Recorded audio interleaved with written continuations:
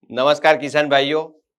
आपने हमारे न्यूट्रिएंट के बहुत सारे वीडियो देखे हैं और बहुत सराहनाएं भी मिली है हमको और बहुत सारे किसान भाइयों को शेयर भी किए हैं। हमारे सभी एग्री डॉक्टरों ने न्यूट्रिएंट के बारे में, पोषक तत्वों के बारे में, फर्टिलाइजर के बारे में जब भी वीडियो बनाया, चाहे वो रील हो या शॉर्ट हो या तो बड़ा वीडियो हो, आपने बहुत सराहना की है। इसके लिए खूब खूब धन्यवाद। और ये सीरीज अभी चालू है, बंद नहीं हो गई है। तो हम अगले एक न्यूट्रिएंट के बारे में बताएंगे। तो अगला जो न्यूट्रिएंट है वो ऐसा पोषक तत्व है, ऐसा फर्टिलाइजर है जो उसके बारे में बहुत कम कहा गया है लेकिन उपयोग बहुत ज्यादा किया गया है। ये न्यूट्रिएंट ऐसा है कि वनस्पति को हरा रंग जो होता है वो देता है और वो न्यूट्रिएंट है मैग्नीशियम। किसान भाइयों, मैग्नीशियम के बारे में जो मैं आज आपको बात बताने जाऊंगा वो बातें ऐसी है कि आपने पहले शायद नहीं सुनी होगी या तो पूरी पूरी नहीं सुनी होगी, क्योंकि मैं वैज्ञानिक आकलन के आधार पे, मेरे अनुभव के आधार पे मैं आपको बताऊंगा कि मैग्नीशियम का इम्पोर्टेंस क्या है, कहाँ पे ज़्यादा है, कहाँ पे कम है। वो जमीन वाइज डिफरेंस होता है, दूसरा फसल वाइज होता है, तीसरा स्टेज वाइज होता है और कभी कभी सीजन वाइज भी होता है। ये तीन तो मुख्य है जहाँ पे मैग्नीशियम की प्रॉब्लम आने की संभावना रहती है। कभी ऐसा भी होता है कि वहां तो प्रॉब्लम आएगा ही नहीं, ऐसा भी होता है। तो आप बने रहिए अंत तक, सभी पहलुओं पे हम बात करेंगे और कंक्लूड करेंगे कि आपकी जमीन में मैग्नीशियम आपको कितना चाहिए, चाहिए कि नहीं चाहिए, छिड़काव में देना है या जमीन में देना है, कौन से फॉर्म में देना है, वो सभी पहलुओं पे बात करेंगे। हमारी चैनल को अभी तक सब्सक्राइब नहीं किया है तो अभी सब्सक्राइब कर लीजिए। दूसरा, वीडियो के अंत में आप उसको लाइक कीजिए, अपने दोस्तों को शेयर कीजिए और कमेंट जरूर डालिए। तो किसान भाइयों, शुरुआत करते हैं मैग्नीशियम। मैग्नीशियम का रोल क्या है? अभी सबको पता है मैग्नीशियम डाला तो पत्ते हरे होने हैं। मैग्नीशियम पोषक तत्व जो है वो पौधे के अंदर मोबाइल फॉर्म में होता है, मतलब जहां नए नए पत्ते बनते जाते हैं वहां जमीन से नहीं आता, नीचे के पत्तों में से ऊपर जाता है।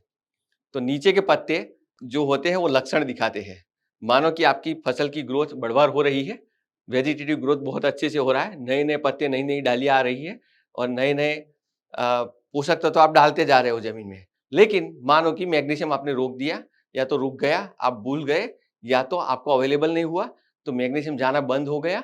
तो पोषक तत्व की जो डेफिशिएंसी है वो ऊपर के पत्तों पे कभी नहीं आएगी, वो नीचे आएगी, क्योंकि नीचे जो स्टोर्ड है नीचे के पत्तों पे, वहां से वो मूवमेंट करके ऊपर जाएगा, नए पत्तों को खिला देगा।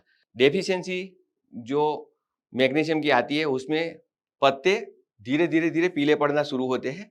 लेकिन इसमें एक और भी है कि जो नसें होती है वो अलग कलर बताती है और इंटरवेनल, मतलब दो नस के बीच में जो हरा भाग होता है उसका अलग कलर आता है। भिंडी में जैसे पीली नस का रोग आता है, वैसे यहाँ पे नसें हरी रहती है और आसपास का भाग पीला हो जाता है। तो आपको अच्छी सी डिजाइन दिखती है लेकिन वो अच्छी नहीं है बात, वो नुकसानकारक बात है पौधे के लिए। तो डेफिशिएंसी कहाँ आती है वो देख लिया हमने। अभी आगे बढ़ते हैं कि कभी कभी अनार जैसी फसल होती है उसमें अलग से डेफिशिएंसी आती है। पुराने पत्ते होते हैं उसमें, मानो कि ये पत्ता है, पूरा लंबा सा पत्ता होता है, तो यहाँ का पार्ट जो होता है एंड, जिसको नोक वाली जगह होती है यहाँ पे, वो भाग पीला होता है, मतलब नशे वगैरह नहीं होता उसमें, यहाँ का भाग होता है वो पीला होता है। वैसे मैग्नीशियम का जो रोल है, मैंने बताया कि ग्रीनरी लाना है। ग्रीनरी लाते हैं तो प्रकाश संश्लेषण की प्रक्रिया होती है, जिसका जो ग्रीन मैटर जिसको बोलते हैं, क्लोरोफिल बोलते हैं, क्लोरोफिल की बनावट में मैग्नीशियम होता है। ये मैग्नीशियम की डेफिशिएंसी आई तो फेरस की भी डेफिशिएंसी आ जाती है, क्योंकि फेरस भी उससे ही जुड़ा हुआ है, लेकिन फेरस की बात अलग से करेंगे। लेकिन आपको मैग्नीशियम की डेफिशिएंसी आई तो फेरस भी उपयोग में नहीं आएगा, ये दूसरा एक प्रॉब्लम होता है वहाँ। तीसरा एक जो उसका मेन रोल है वो कार्बोहाइड्रेट। कार्बोहाइड्रेट प्रोडक्शन की तो बात हो गई, प्रकाश संश्लेषण की क्रिया से क्लोरोफिल बनाता है, लेकिन पत्तों में जो खुराक बनी है कार्बोहाइड्रेट, उसको जमीन में ले जाना और इक्वली डिस्ट्रीब्यूट करना, जहां पे एनर्जी की जरूरत है वहां पे कार्बोहाइड्रेट ले जाना, या तो स्टोरेज के लिए ले जाना, उसमें भी मैग्नीशियम का रोल है। अभी मैं आपको इसलिए बता रहा हूं कि मैग्नीशियम कहाँ पे इंपॉर्टेंट है। तो पहले ग्रीनरी है तो वेजिटेटिव स्टेज में इंपॉर्टेंट है, दूसरा जब फल बन रहा है तभी भी जरूरी है। मैग्नीशियम से कई सारे उत्सेचक और अंतःस्राव यानी कि हॉर्मोन्स एंड एंजाइम्स बनते हैं जो अलग अलग प्रक्रिया में प्लस माइनस रोल प्ले करते हैं। तो किसान भाइयों, मैग्नीशियम के रोल के बारे में तो आपको पता चला। मानो कि मैग्नीशियम की डेफिशिएंसी आई तो पौधा जो है वो ग्रोथ कम करेगा, पीला पीला महसूस होगा, मतलब कि कार्बोहाइड्रेट बनेंगे ही नहीं, आपके लिए जो फल फूल बनने हैं वो बनेंगे ही नहीं। जो फल फूल बनेंगे अंडर डेफिशिएंट जोन में, मतलब हिडन हंगर स्टेज, मतलब कि फल तो बन गया है लेकिन वो विकसित नहीं होगा क्योंकि उसके पास पूरा का पूरा सामान आया ही नहीं है। फल को डेवलप होने के लिए जो जरूरी पोषक तत्व चाहिए, न्यूट्रिएंट, बराबर, मैग्नीशियम की कमी के कारण वो न्यूट्रिएंट ट्रांसपोर्ट ही नहीं होंगे, कार्बोहाइड्रेट ट्रांसपोर्ट ही नहीं होगा, इसलिए वो फल पूरी पूरी साइज नहीं पकड़ेगा। शायद पोटास है इसके लिए क्वालिटी आ जाएगी, कैल्शियम होगा स्किन बन जाएगी, लेकिन मैग्नीशियम की वजह से एक तो कलर में प्रॉब्लम आएगा और साइज में प्रॉब्लम आएगा। ये हो गया मैग्नीशियम की डेफिशिएंसी की वजह से क्या हो सकता है और उसके लक्षण क्या है। अभी हम दूसरे स्टेज में एंटर होते हैं कि मैग्नीशियम की डेफिशिएंसी हिंदुस्तान में कहां-कहां ज्यादा हो सकती है। तो भूमि के आधार पे हम बात करता हूं, तो पूरी की पूरी भूमि के आधार पे बात करने से अच्छा है कि मैं राज्यों के बारे में बात करूं। तो आप कौन से राज्य से है उसके आधार पे आप समझ सकते हैं। जैसे कि आप महाराष्ट्र में है, महाराष्ट्र में 70% जमीन है वो ब्लैक कॉटन सॉइल है। मतलब आप पश्चिम महाराष्ट्र को छोड़ दे, विदर्भ में जाए, मराठवाड़ा में जाए या खानदेश में जाए, तो यहाँ पे ब्लैक कॉटन सॉइल, बेसाल्ट की जो जमीन है वो मिलती है। गुजरात का दक्षिणी हिस्सा वो भी बेसाल्ट की सॉइल है, काली जमीन कॉटन के लिए। और सौराष्ट्र रीजन, वहां पे भी जो जमीन है वो भी, उसमें भी अच्छी तरह से मैग्नीशियम पाया जाता है क्योंकि वो जमीन ऐसी है, बेसाल्ट वाली जमीन हो या तो कैलकेरियस जमीन हो, वहां पे भी मैग्नीशियम पाया जाता है। नर्मदा के नीचे का जो हिस्सा है मध्य प्रदेश का, वहां पे भी डेफिशिएंसी कम होने की संभावना रहती है जमीन के आधार पे। लेकिन जैसे ही आप ऊपर बढ़ते हो, जमीन जैसे ही बलुई मिट्टी में परिवर्तित होती है, बलुई मिट्टी में मैग्नीशियम बहुत कम रहता है। उसके ऊपर जाते हो तो वापस इंडो गैंगेटिक प्लेन में जो आप आते हो, गंगा जमुना किनारे वाली जमीन में, वहां पे सिल्टीनेस ज्यादा है, तो वहां पे डेफिशिएंसी थोड़ी कम है, मॉडरेट बोल सकते हैं। बहुत डेफिशिएंट भी नहीं है, बहुत ज्यादा भी नहीं है। लेकिन जैसे आप पहाड़ी की ओर जाते हो तो पहाड़ों में एसिडिक जमीन जब आती है तो एसिडिक जमीन में मैग्नीशियम की डेफिशिएंसी थोड़ी ज्यादा आती है। अभी जैसे मैंने महाराष्ट्र का डिटेल में बताया, वैसे महाराष्ट्र का सेम लागू होता है, थोड़ा सा छत्तीसगढ़ में भी लागू होता है और थोड़ा सा झारखंड में भी लागू होता है। फॉरेस्ट लैंड है जहां पे, तो फॉरेस्ट लैंड में भी ये प्रॉब्लम आने की संभावना रहती है क्योंकि पत्ते जो होते हैं वो जंगल के वनस्पतियों के पत्ते होते हैं, वो ज्यादा मैग्नीशियम एब्सॉर्ब करते हैं, तो वहां पे भी डेफिशिएंसी आने की संभावना रहती है, वहां पे अगर आप खेती कर रहे हो तो मुख्य बात यह है कि जितनी काली जमीन है उतना ज्यादा मैग्नीशियम है। काली से कलर अलग होने लगा, मतलब कि बलुई होने लगी, तो मैग्नीशियम कम हो जाएगा। दोमट में भी कम होता है, पहाड़ी जमीन में भी कम होता है, रेड एल्यूवियल सॉइल में थोड़ा बहुत होता है, लेकिन मॉडरेट डेफिशिएंसी होती है, बहुत ज्यादा भी नहीं, बहुत कम भी नहीं। तो ये जमीन के आधार पे मैंने बताया। अभी बात करते हैं फसल के बारे में। फसल में कपास है, उसको ज्यादा से ज्यादा मैग्नीशियम चाहिए। दूसरा है केला, केले को भी बहुत ज्यादा मैग्नीशियम चाहिए। मिर्ची, मिर्ची को भी बहुत ज्यादा चाहिए।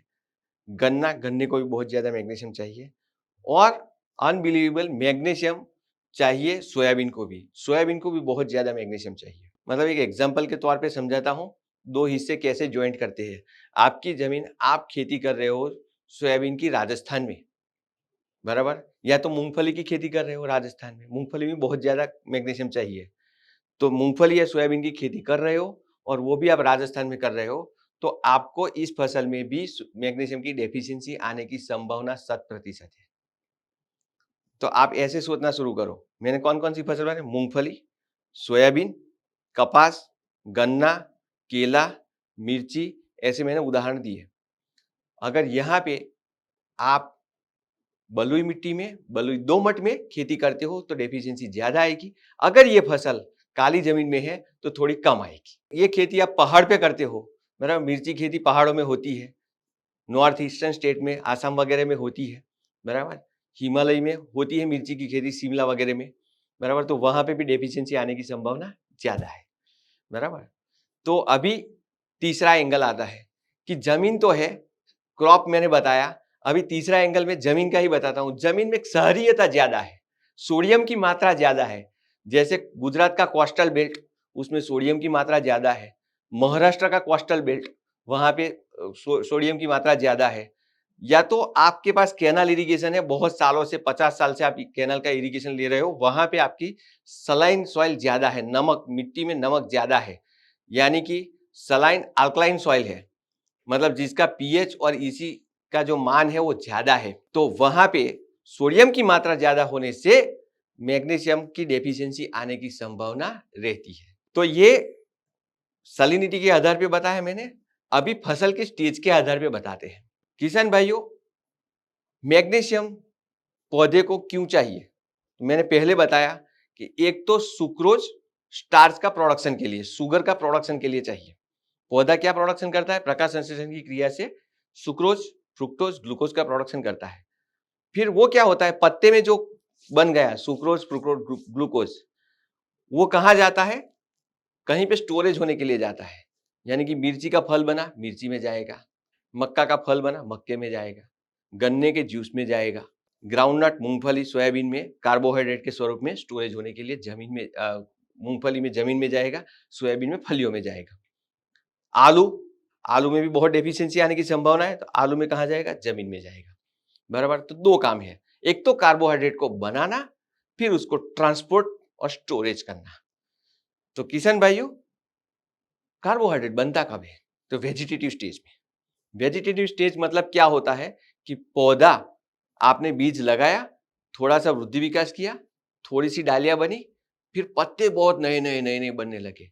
मतलब एक एग्जाम्पल उदाहरण देना चाहूंगा सोयाबीन की फसल का, जो एक शॉर्ट टर्म 90-100 दिन की फसल है।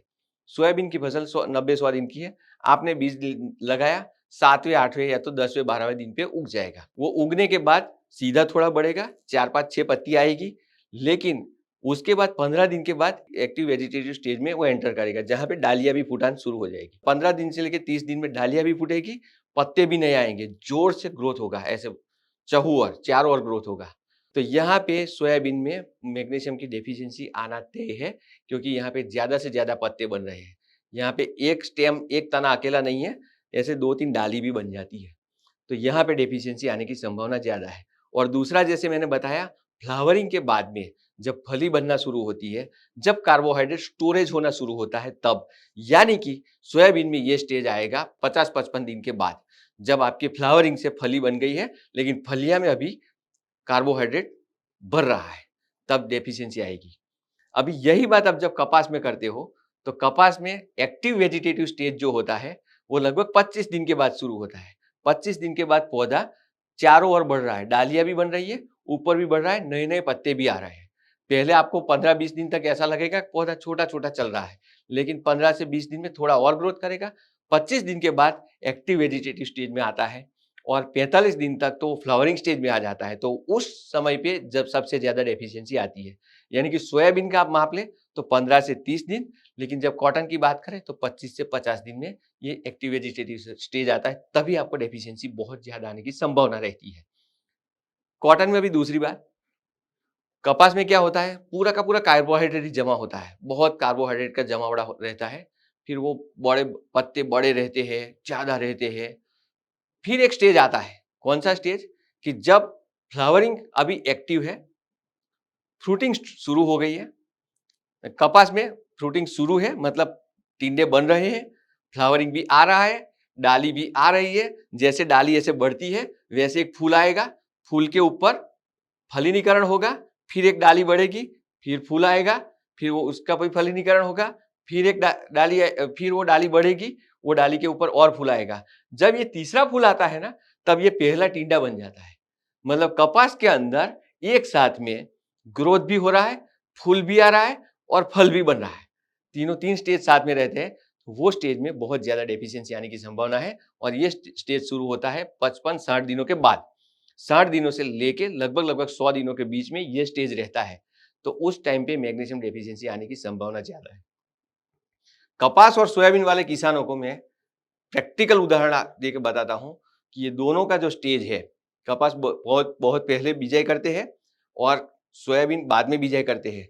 तो श्रावण महीना खत्म होते ही जब भाद्रपद आता है और भाद्रपद में जो धूप गिरती है वहां पे ये डेफिशिएंसी आने की सबसे ज्यादा संभावना रहती है।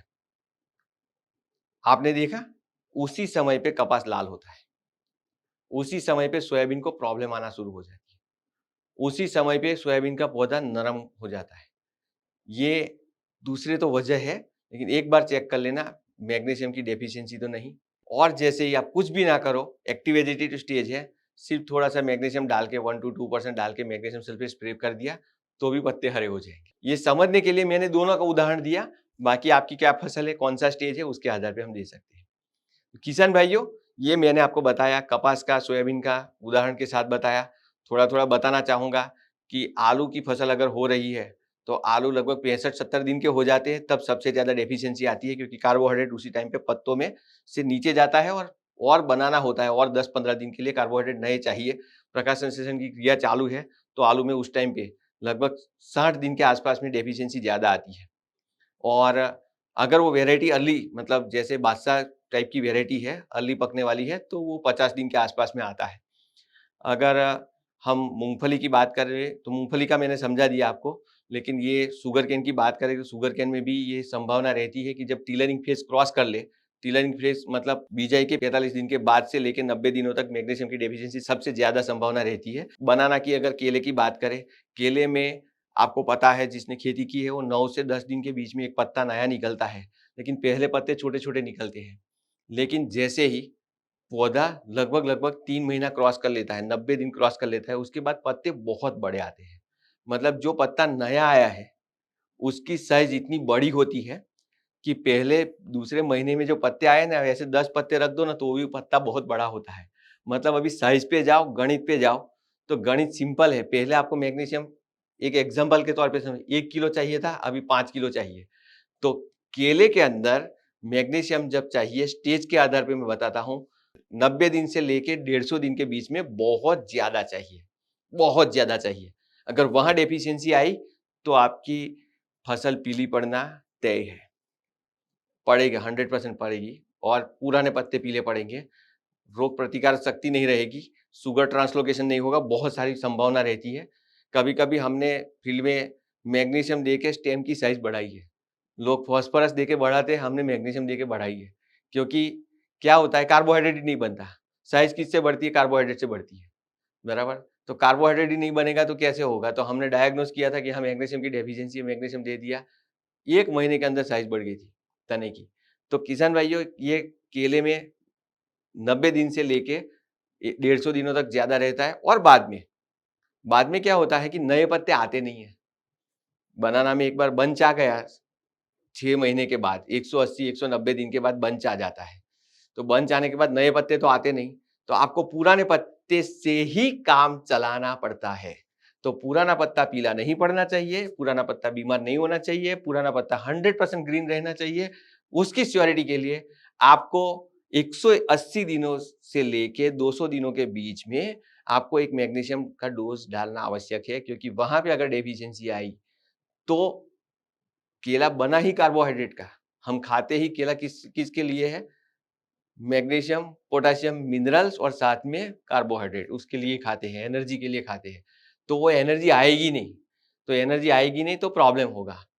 अभी लास्ट में सॉल्यूशन बताना चाहते हैं। अभी इसका सॉल्यूशन क्या है, मैग्नीशियम के कितने सोर्स मिलते हैं मार्केट में, बराबर। तो किसान भाइयों, बहुत सारे किसान भाई, बहुत सारी कंपनियों का कैल्शियम मैग्नीशियम सल्फर डालते हैं। कैल्शियम मैग्नीशियम सल्फर डाला तो मैग्नीशियम की रिकवरी होगी या नहीं होगी, या आपको पता नहीं है, प्रॉब्लम होने की संभावना है या नहीं है। दूसरा होता है पोटेशियम मैग्नीशियम सल्फर, बराबर, जिसमें 18% मैग्नीशियम होता है। नॉर्मल मैग्नीशियम सल्फेट में 9.6%, 9% होता है।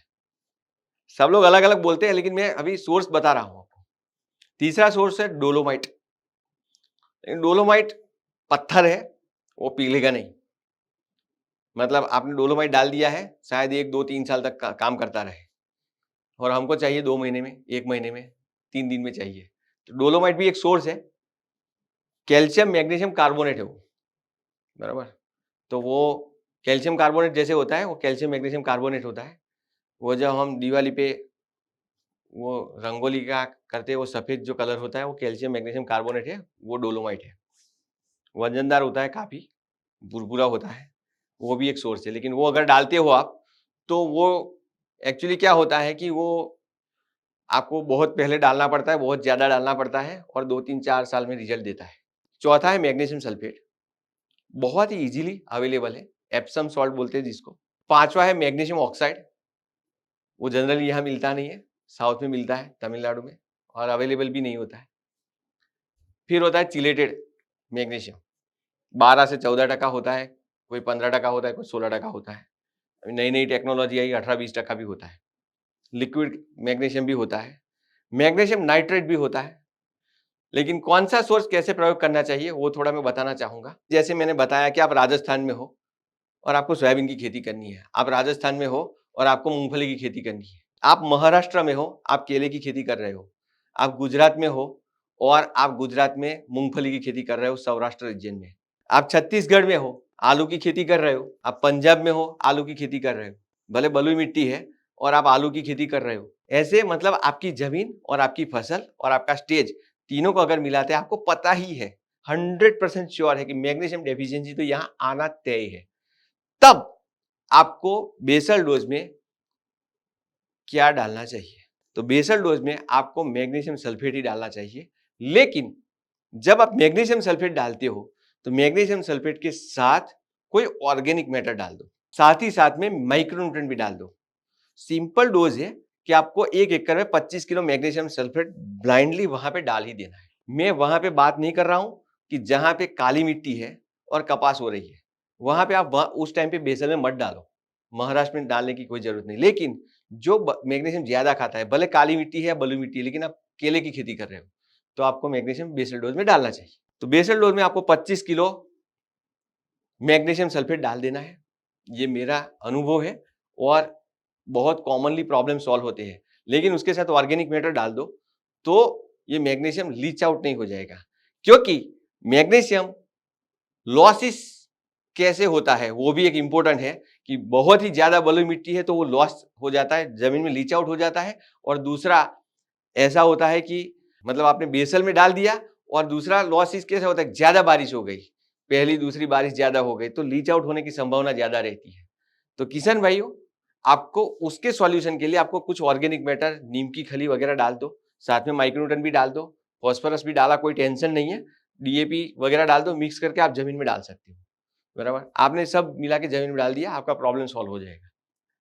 अभी दूसरा आते हैं कि आपकी फसल ऐसी है कि जबरदस्त उसको न्यूट्रिएंट डेफिशिएंसी आने की संभावना है और स्टेज भी ऐसा है, जैसे कि आलू में आपके 55-60 दिन हो चुके हैं, या तो बनाना केले की फसल हो चुकी है आपकी ऑलमोस्ट मानो कि 100-125 दिन की हो चुकी है, पत्ते बड़े बड़े आ रहे हैं, मैग्नीशियम डेफिशिएंसी आपको लग रही है। उस टाइम पे आप हॉर्टिकल्चर क्रॉप है आलू और जैसे बनाना केला, तो आप ड्रिप में दे सकते हो 5-5 किलो मैग्नीशियम सल्फेट, रफ्ता रफ्ता रफ्ता रफ्ता आप दे सकते हो। और कपास जैसी फसल है, सोयाबीन जैसी फसल है, मूंगफली जैसी फसल है, फील्ड क्रॉप है, मतलब जिसमें आपके पास ड्रिप नहीं है या तो ड्रिप है भी लेकिन एकदम क्रिटिकल स्टेज है, अभी आपको मौका नहीं मिला कि जमीन में जाके डालो, पानी गिरा है, बारिश गिरी है, कीचड़ है, काली मिट्टी है, लेकिन आपको पता है कि डेफिशिएंसी जरूर आएगी या तो आ चुकी है, तो इंस्टेंट सॉल्यूशन के लिए मैग्नीशियम सल्फेट 1 से 2%, यानी कि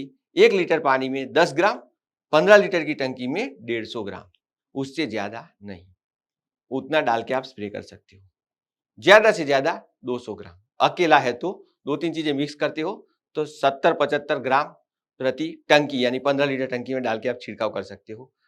चिलेटेड मैग्नीशियम अच्छा है कि जब आपको पेस्टिसाइड भी डालना है, फंजीसाइड भी डालना है, कोई दूसरा कैल्शियम नाइट्रेट भी डालना है और मैग्नीशियम भी डालना है, तो कैल्शियम नाइट्रेट और मैग्नीशियम सल्फेट तो इकट्ठा होगा नहीं, तो आपको उसी टाइम पे अगर जरूरत पड़ती है तो आप चिलेटेड मैग्नीशियम ले सकते हो, कैल्शियम नाइट्रेट के साथ चिलेटेड मैग्नीशियम ले सकते हो।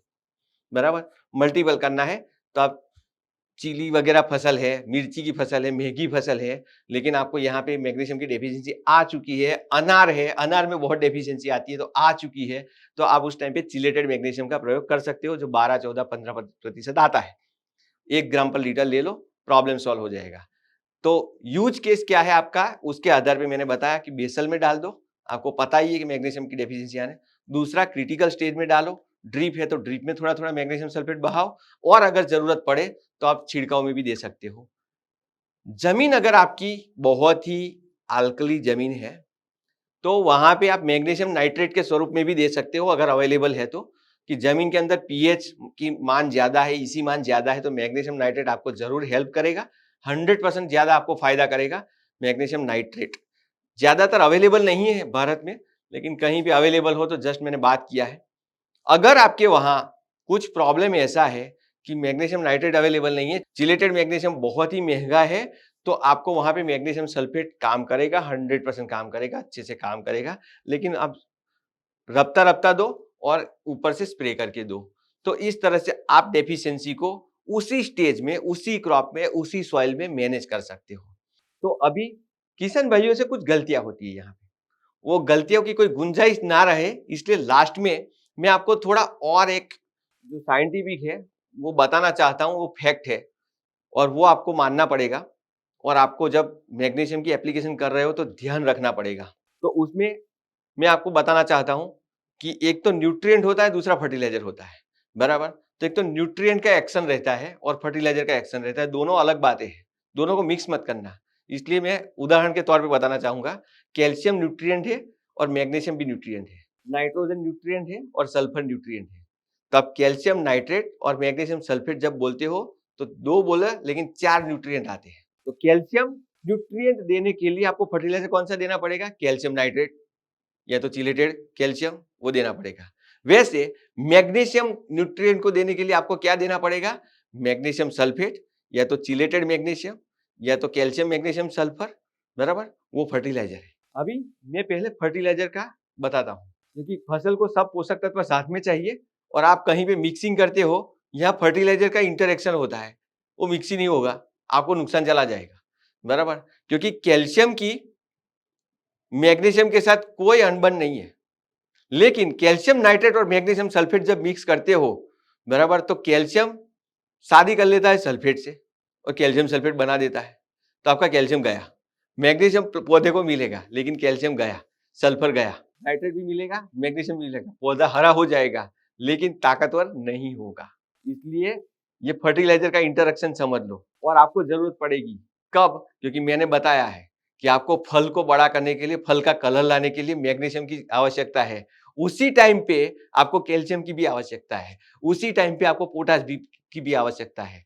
तो फर्टिलाइजर के तौर पे, रासायन के तौर पे हम जब बात करते हैं, कैल्शियम नाइट्रेट और मैग्नीशियम सल्फेट आप मिक्स नहीं कर सकते, तो उसका इंटरेक्शन होता है, तो ये गलती कभी मत करना। अगर जरूरत पड़े तो उसका सॉल्यूशन है, कैल्शियम नाइट्रेट जब डाल रहे हो तो साथ में मैग्नीशियम सल्फेट की जगह पे मैग्नीशियम चिलेटेड ले लो, या तो दोनों का उल्टा पुल्टा कर दो, कैल्शियम ज्यादा चाहिए कैल्शियम ड्रिप में बहा दो, मैग्नीशियम अभी शॉर्ट टर्म के लिए चाहिए स्प्रे कर दो, लेकिन दोनों को मिक्स नहीं कर सकते, एक को जमीन में दे दो, को ऊपर दे दो, या तो स्वरूप बदल दो, कैल्शियम चिलेटेड ले लो, मैग्नीशियम सल्फेट ले लो, कोई प्रॉब्लम नहीं है, बराबर। उल्टा कर दो, मैग्नीशियम चिलेटेड ले लो, कैल्शियम नाइट्रेट ले लो, कोई प्रॉब्लम नहीं है, बराबर। लेकिन आपको ये रसायन के तौर पे, फर्टिलाइजर के तौर पे बताया। अभी दूसरी ओर आते हैं, दूसरा बहुत इंपॉर्टेंट है, कैल्शियम के साथ और पोटेशियम के साथ मैग्नीशियम की दुश्मनी है, बहुत बड़ी दुश्मनी है। कैसी दुश्मनी है कि जमीन में आपने साथ में डाला है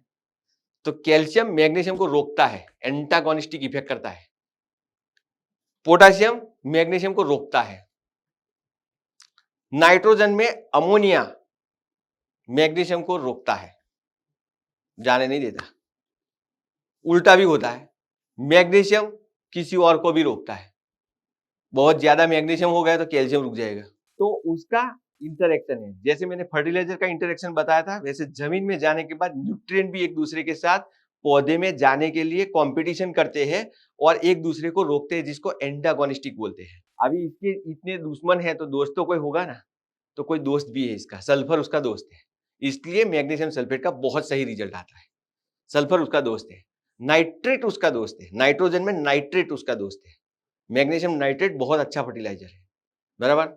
मैग्नीशियम अमोनिकल नाइट्रोजन के साथ दुश्मनी है, लेकिन नाइट्रेट के साथ दोस्ती है उसकी, बराबर। तो ऐसे आपको अवॉइड करना चाहिए कि जब आप कैल्शियम डालते हो तो मैग्नीशियम मत डालो, अवॉइड करो, दूसरे डोज में डाल देना, बराबर। जब आप स्प्रे कर सकते हो तो आप कैल्शियम को मैग्नीशियम के साथ स्प्रे मत करो। तो ऐसी ध्यान रखने वाली चीज है, अवॉइड करो। लेकिन कभी आपको ऐसा महसूस हो कि नहीं भाई मेरी तो फसल कपास की है, मेरे पास ड्रिप नहीं है, मुझे बार बार डालना पड़ता है, तो आप क्या करोगे? तो उसका एक उपाय है। कैल्शियम का जो रेशियो होता है ना, 3 से लेके 7, मतलब 3 भाग कैल्शियम के और 1 भाग मैग्नीशियम का, 7 भाग कैल्शियम के, 1 भाग मैग्नीशियम का, ऐसा अगर रेशियो मेंटेन करते हो तो कोई प्रॉब्लम नहीं है। जमीन अच्छी होनी चाहिए, कोई प्रॉब्लम नहीं है। लेकिन जब ये रेशियो 7 का कर दिया, 7 कैल्शियम है और 1 मैग्नीशियम है और साथ में ही जमीन सलाइन है, तो प्रॉब्लम होगा। जमीन में पीएच मान ज्यादा है या तो जमीन में ईसी मान ज्यादा है तो प्रॉब्लम होगा। लेकिन अगर वो भी प्रॉब्लम है तो आप ऑर्गेनिक मैटर के साथ करो। तो इसलिए मैंने पहले बताया कि जब आप बेसल डोज में मैग्नीशियम सल्फेट डालते हो तो उसके साथ ऑर्गेनिक मैटर डाल दो, तो वो भागेगा नहीं बारिश में या तो कोई भी केमिकल इंटरेक्शन से कुछ उसको होगा नहीं। तो ये मैग्नीशियम का कैल्शियम के साथ, मैग्नीशियम का पोटेशियम के साथ भी प्रॉब्लम है। तो आपको मैग्नीशियम जब डालते हो तो पोटाश मत डालो, पोटाश डालते हो तो मैग्नीशियम मत डालो।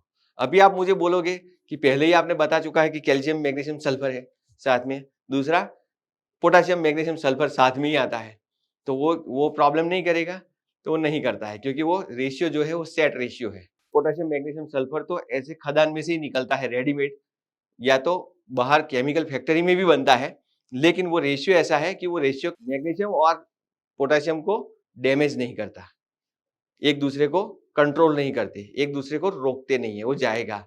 और दूसरा उसके साथ सल्फर है, तो सल्फर एक ऐसा क्लाइमेट क्रिएट करता है कि इंटरेक्शन नहीं होने देता, स्लाइटली एसिडिक कंडीशन बरकरार रखता है, जिसकी वजह से वो फिक्स नहीं होगा और अवेलेबिलिटी धीरे धीरे बरकरार रहेगी, रूट एक्टिविटी बरकरार रहेगी, नाइट्रोजन भी नाइट्रेट के स्वरूप में जाएगा, तो प्रॉब्लम कम होने की संभावना है। लेकिन उसके पीछे कंडीशन भी मैंने बता दी कि ऑर्गेनिक मैटर कंटेंट का अच्छा होना चाहिए। तो किसान भाइयों, मैंने अभी तक जो आपको बताया वो मैग्नीशियम के बारे में पहले से, कि जैसे कौन से राज्य में कौन सी जमीन में डेफिशिएंसी आने की संभावना है, कम है। दूसरा, जमीन की सैलिनिटी। तीसरा, फसल और फसल का स्टेज, उसके आधार पे कहाँ-कहाँ पे डेफिशिएंसी आने की संभावना है। उसके लिए आपके पास उपाय क्या है, कैसे डोज शेड्यूल बना सकते हैं आप, उसका इंटरेक्शन मतलब पोषक तत्व से पोषक तत्व का और फर्टिलाइजर से फर्टिलाइजर का इंटरेक्शन भी मैंने बताया आपको, और उसको स्टेज के आधार पे कैसे सॉल्यूशन लाना है वो मैंने पूरा का पूरा जो वैज्ञानिक आकलन है आपको बताया। आपको कैसा लगा हमें ज़रूर बताइएगा, और साथ ही साथ में आपको कहीं पे ऐसा लगता है कि ये बहुत अच्छा वीडियो है तो आप लाइक कीजिए, शेयर कीजिए दोस्तों को, और अभी तक सब्सक्राइब नहीं किया तो प्लीज़ कर दीजिए। खूब-खूब धन्यवाद। Thank you very much.